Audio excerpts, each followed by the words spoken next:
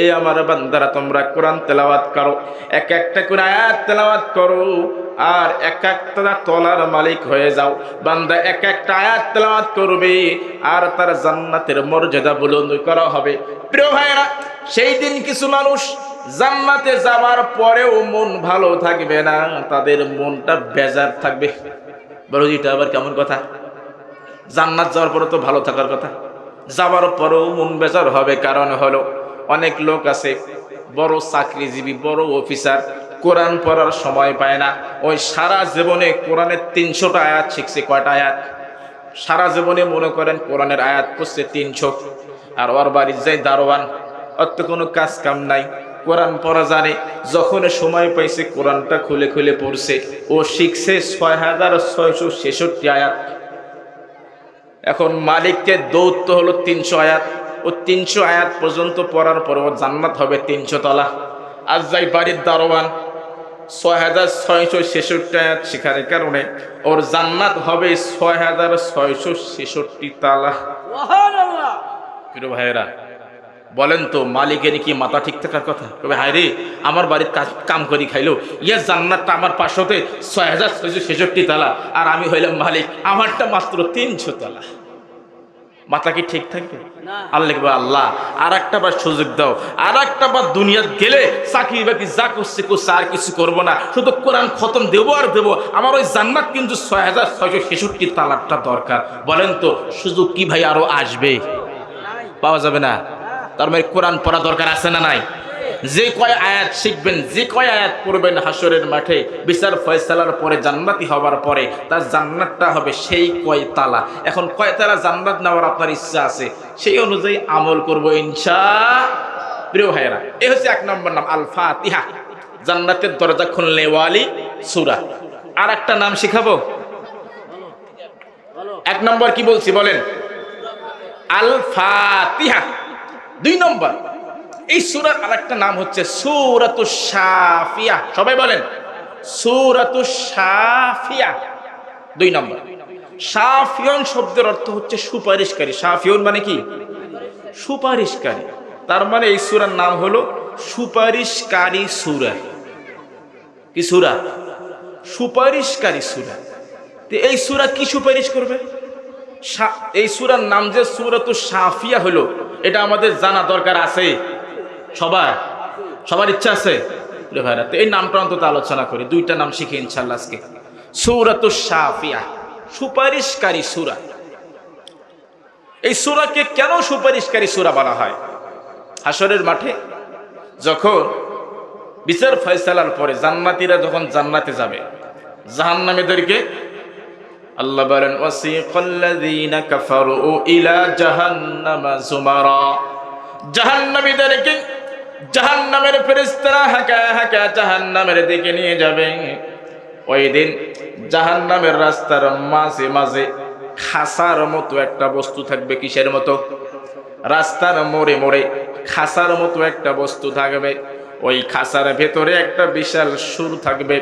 জাহান্নামের ফেরেশতারা জাহান্নামীদেরকে যখন হাঁকায় হাঁকায় জাহান্নামের দিকে নিয়ে যাবে, তখন ওই খাসা তার ভেতর থেকে সুরটা বের করে কিছু মানুষকে খপ করে ধরে খাসার ভেতরে আটকায় ফেলবে, যাতে জাহান্নামের ফেরেশতা এদেরকে জাহান্নামে নিয়ে যেতে না পারে।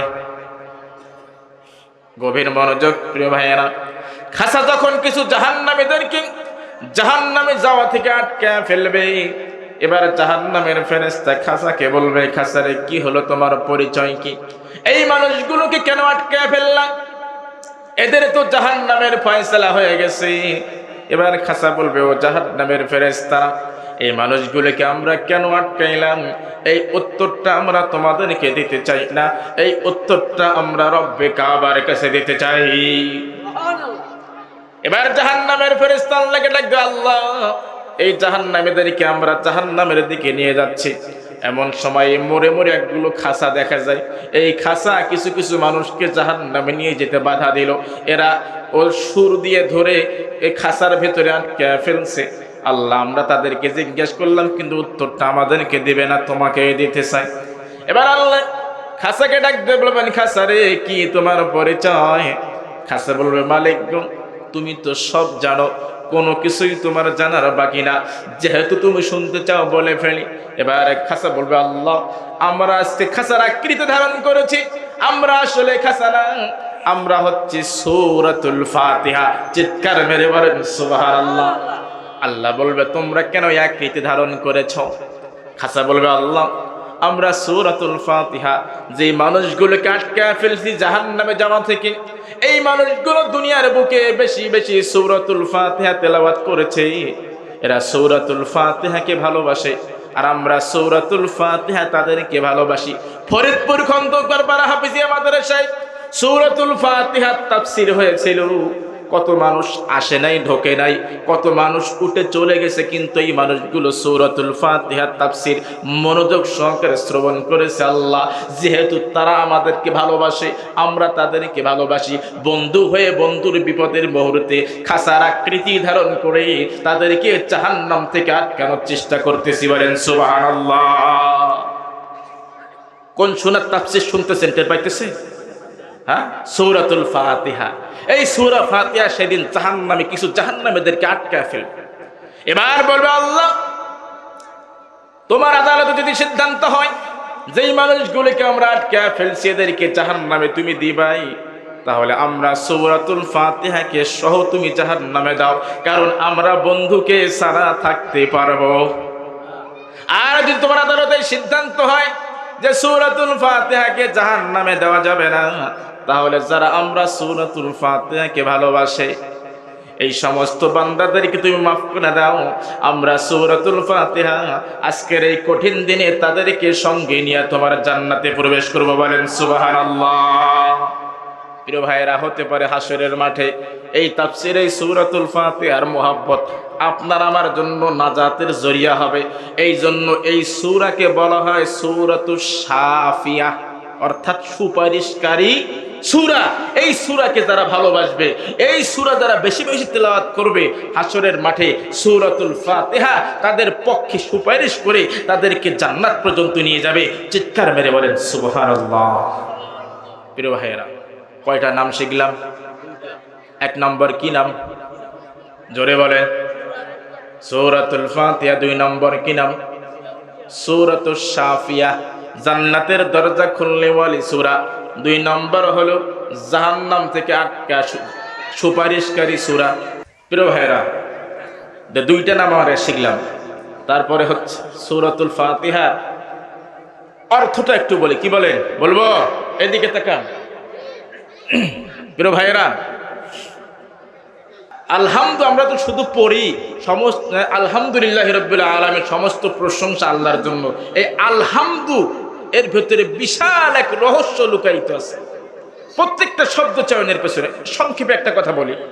আলহামদু মানে কি? সমস্ত প্রশংসা। প্রিয় ভাইয়েরা, আরবিতে সমস্ত শব্দ বোঝানোর জন্য প্রসিদ্ধ দুইটা শব্দ ব্যবহার হয়, কুল্লুন অথবা জামিউন। এখানে আলহামদুর ভেতরে কুল্লুনও নাই, জামিউনও নাই, তাহলে সমস্ত শব্দটা আমরা পাইলাম কোথায়? সমস্ত কথা তো এখানে নাই। প্রিয় ভাইরা, আলহামদু সমস্ত পাইলাম কোথায়? আরবি গ্রামারের থিওরি হচ্ছে আলিফ লাম। আলিফ লামের ভেতরে আলিফ লাম চার প্রকার। এর ভেতরে একটা হলো আলিফ লামে ইস্তেগরাকি। আলিফ লামে কি? ইস্তেগরাকি।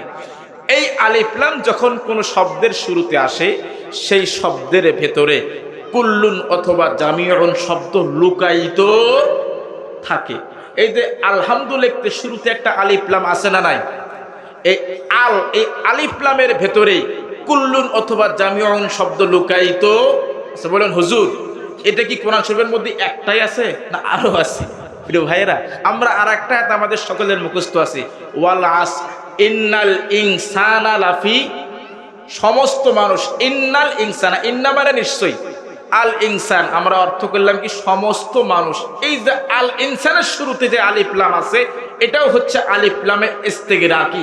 এর ভেতরে কুল্লুন অথবা জামিউন শব্দ লুকায়িত আছে। তা আমরা কি পাইলাম? আলিফ লামের ভেতরে সমস্ত শব্দটা পাইলাম। এরপরে কি? প্রশংসা। আরবিতে প্রশংসা শব্দ বোঝানোর জন্য চারটা শব্দ ব্যবহার হয়। কয়টা?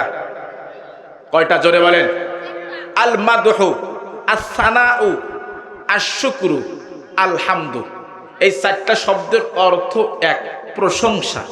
কিন্তু আল্লাহ এখানে বাকি তিনটা শব্দ বাদ দিয়ে আলহামদু কেন বললেন? আল্লাহ তো এখানে আশ-শুকরু লিল্লাহি রাব্বিল আলামিন বলতে পারতেন, আল মাদহু লিল্লাহি রাব্বিল আলামিন বলতে পারতেন, আস-সানাউ লিল্লাহি রাব্বিল আলামিনও বলতে পারতেন, অর্থ এক। এই তিনটা বাদ দিয়া হামদুন শব্দ আল্লাহ কেন ব্যবহার করলেন? বলেন হুজুর আল্লাহর মন চাইছে তো আল্লাহ ব্যবহার করছে। ভাই না, কোরআনুল কারিমের প্রত্যেকটা শব্দ চয়নের পেছনে মালিকের বিশাল রহস্য আছে। চিৎকার মেরে বলেন সুবহানাল্লাহ।